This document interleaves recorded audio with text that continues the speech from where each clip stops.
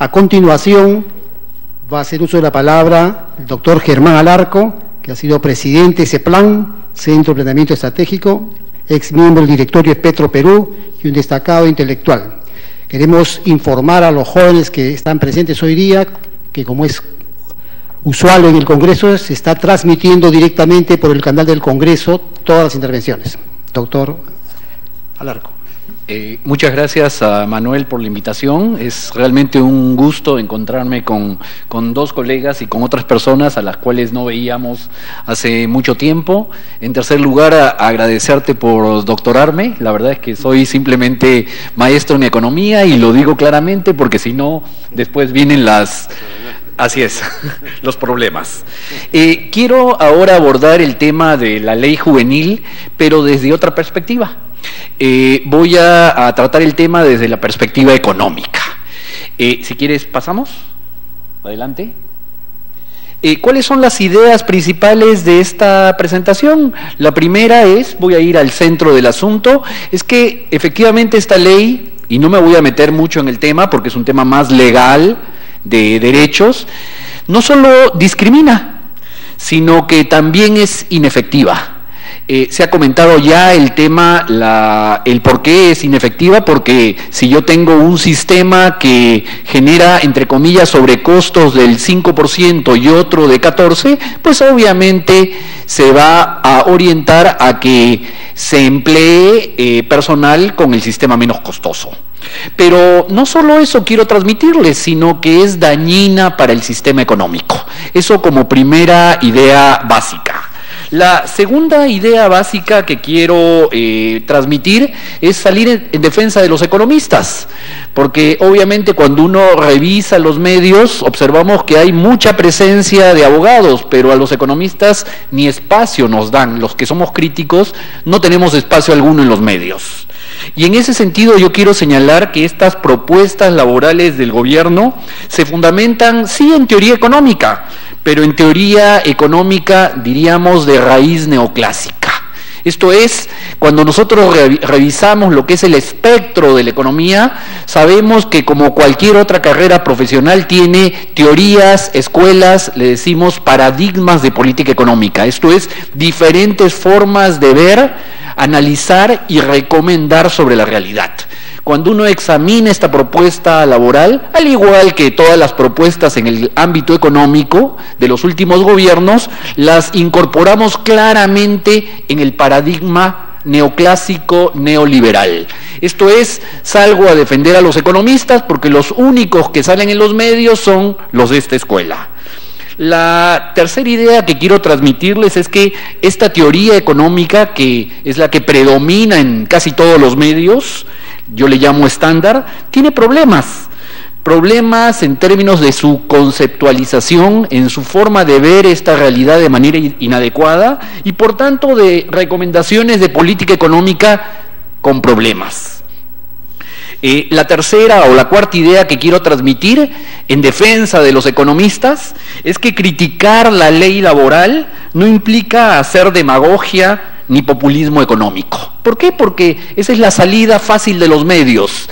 Estos que están hablando de que quitar derechos es malo para la economía, lo único que están haciendo es demagogia política, lo único que están haciendo es buscando adeptos. Yo les debo señalar que eso es totalmente equivocado. Si nosotros acudimos a otras teorías económicas, no voy a profundizar en los temas, simplemente voy a señalar 20 subtemas sobre el asunto, en realidad uno puede desbaratar con la propia teoría la lógica y fundamentos de esta propuesta laboral y de otros elementos de política que plantea el gobierno. Esto es, que criticar la ley laboral juvenil no es hacer populismo, no es hacer demagogia, es revisar la teoría económica crítica, es revisar también diferentes paradigmas de política económica, es revisar diferentes formas de ver la realidad económica, no es populismo. La quinta idea es que lo que pretendo con esta presentación brevemente es imprescindible que se incorporen otras teorías económicas para mejorar tanto el diagnóstico como las recomendaciones de la política económica. Soy aquí utópico porque es prácticamente imposible que este gobierno incorpore una nueva forma de ver la realidad económica. Esto es, nuestros colegas y amigos economistas en gran medida vienen de un conjunto de escuelas económicas donde el libro que les enseñan es un libro estándar, donde efectivamente estas recomendaciones casan perfectamente. Pero cuando salimos de ese libro un poquitito y nos acercamos a la realidad, las cosas fallan. Pero ellos lamentablemente siguen en el libro estándar. Debo señalar, sin embargo, al final, para que quede claro, que tampoco todo es posible. Es decir, que en la economía plantea límites y que las políticas redistributivas por el lado de salarios, de aumentar la participación de los sueldos y salarios en el producto son positivas. ¿Sí? Obviamente esta norma lo que está buscando es todo lo contrario, es reducir la participación de los sueldos y salarios en el producto, y por eso insisto en que es dañina. Pero lo que debo señalar es que también una política en sentido contrario llevada al extremo también es perniciosa. Esto es, hay límites a la intervención del Estado en el mercado de trabajo por sus efectos negativos en la balanza de pagos, en los precios, en la capacidad productiva.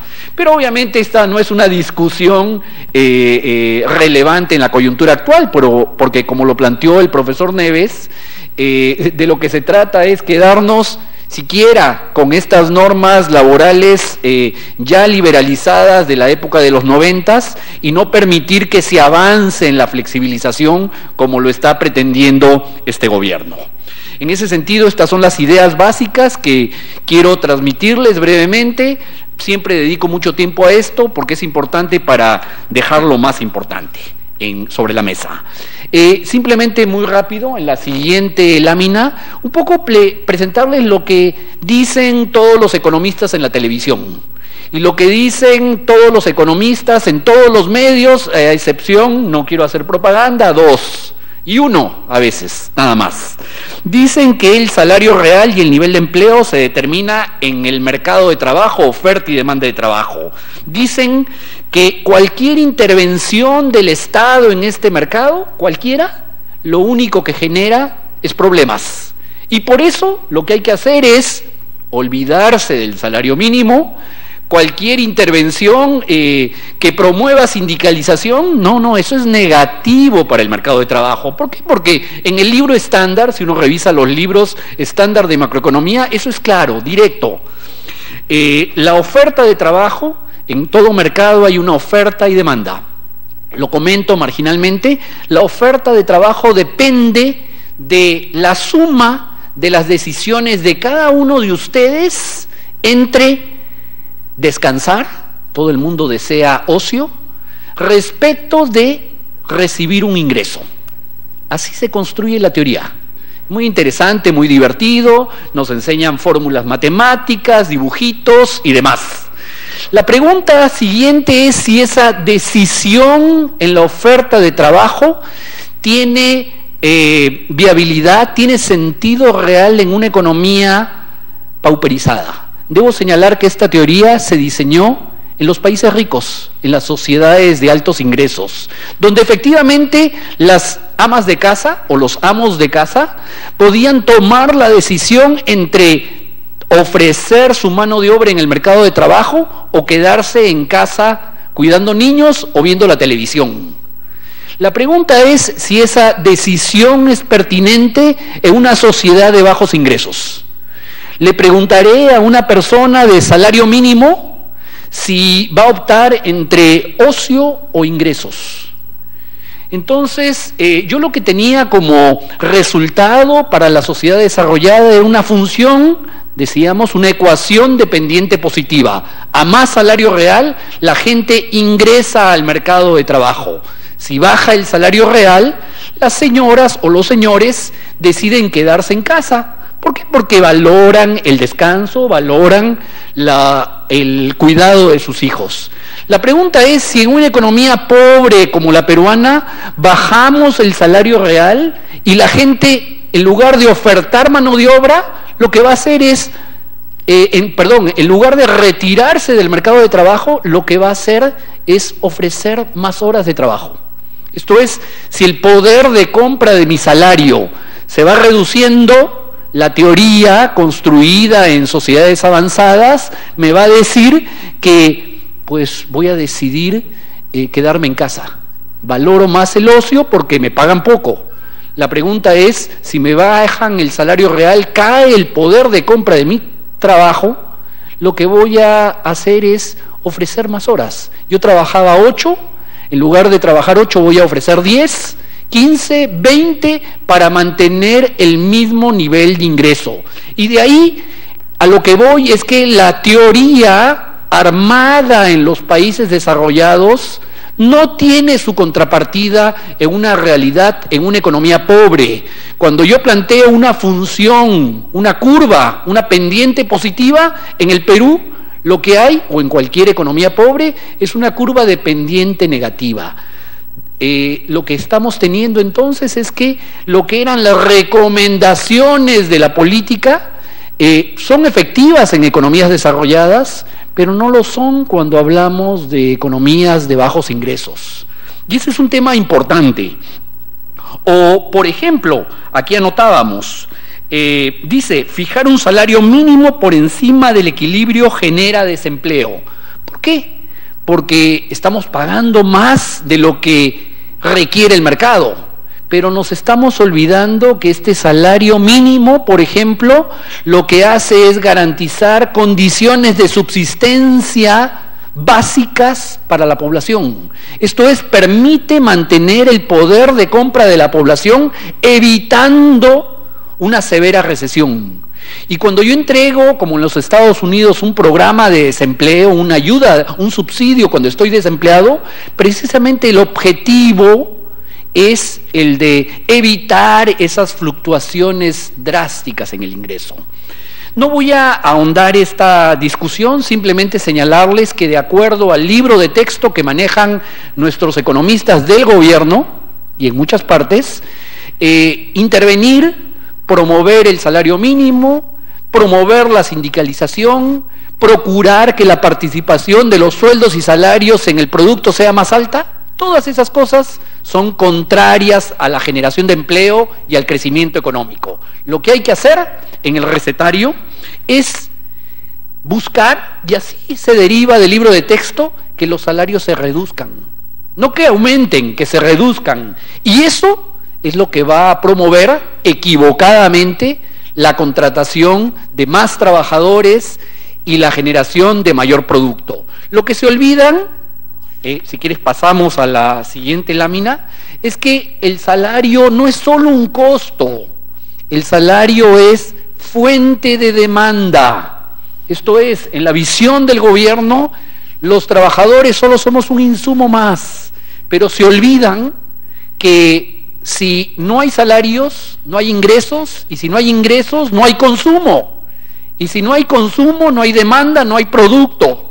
Esto es, una política que reduce salarios, lo que hace es reducir el tamaño de mercado.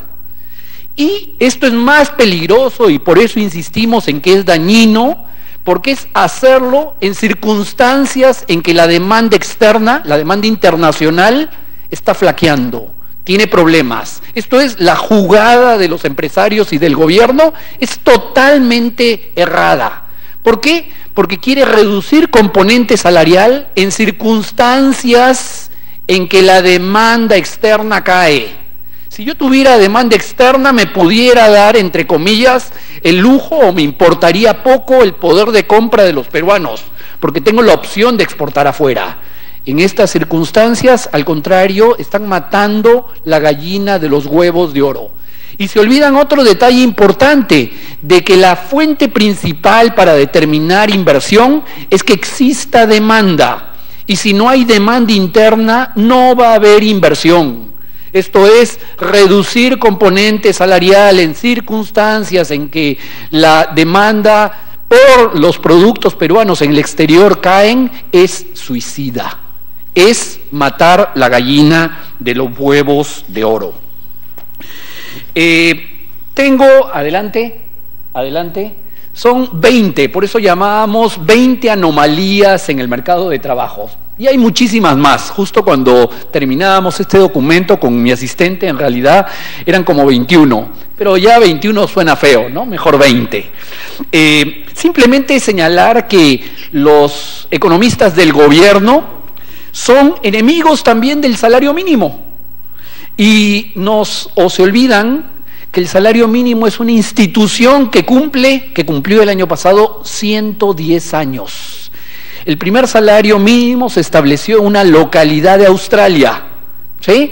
Y es muy interesante que sea Australia. ¿Por qué? Porque es un lugar donde había indígenas y una reducida oferta de trabajo, entre comillas, de occidentales. Esto es, se impuso en un lugar donde había poca gente, ¿sí?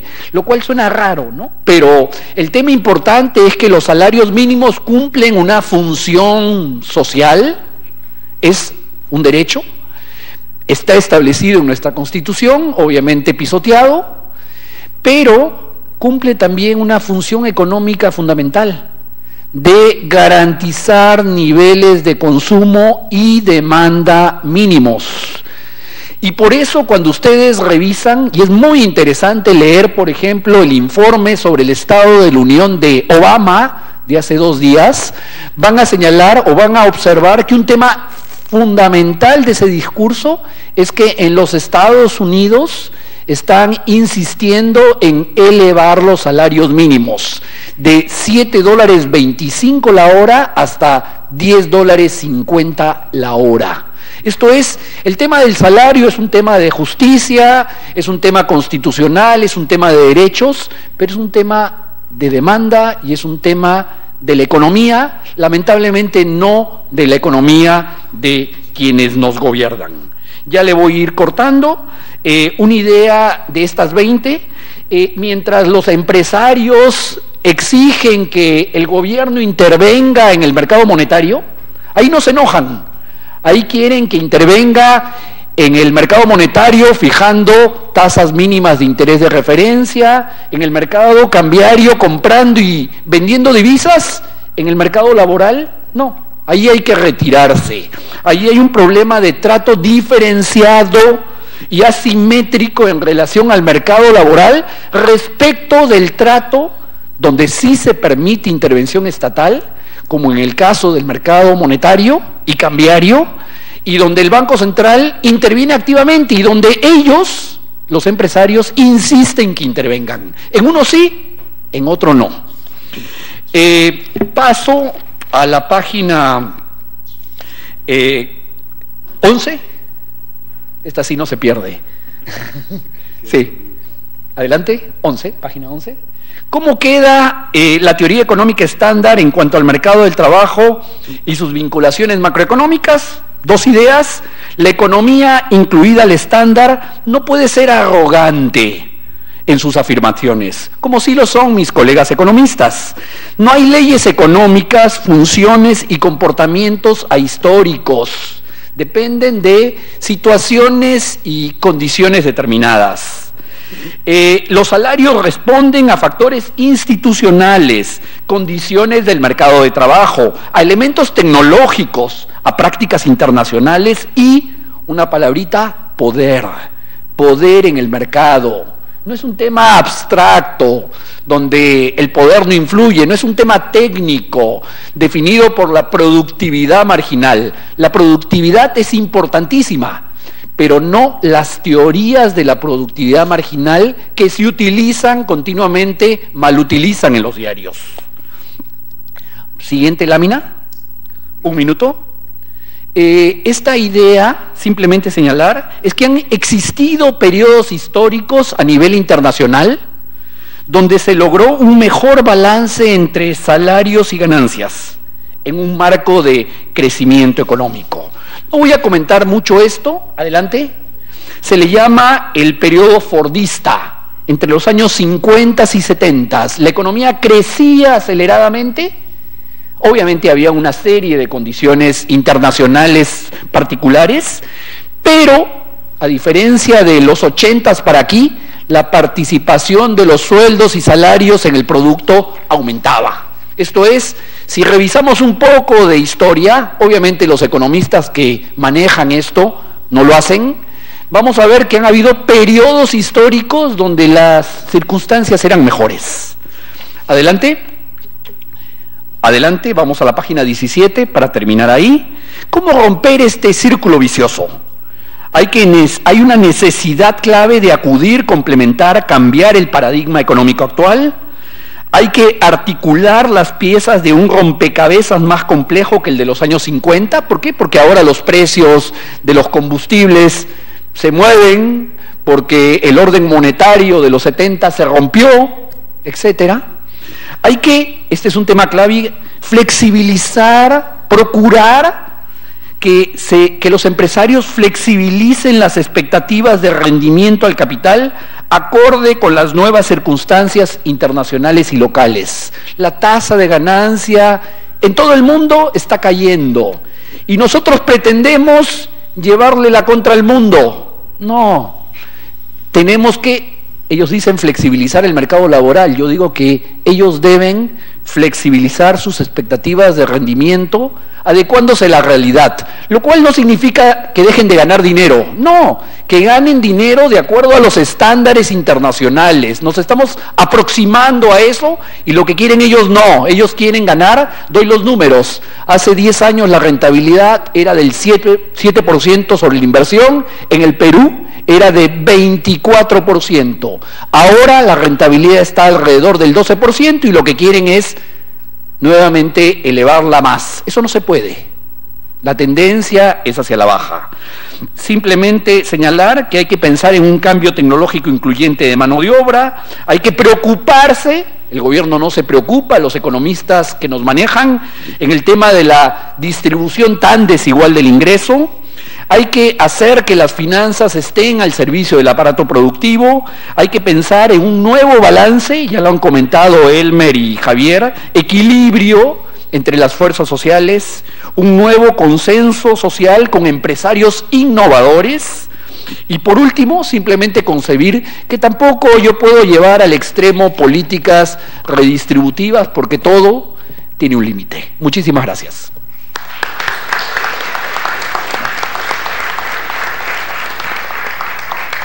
Muchas gracias a Germán Alarco.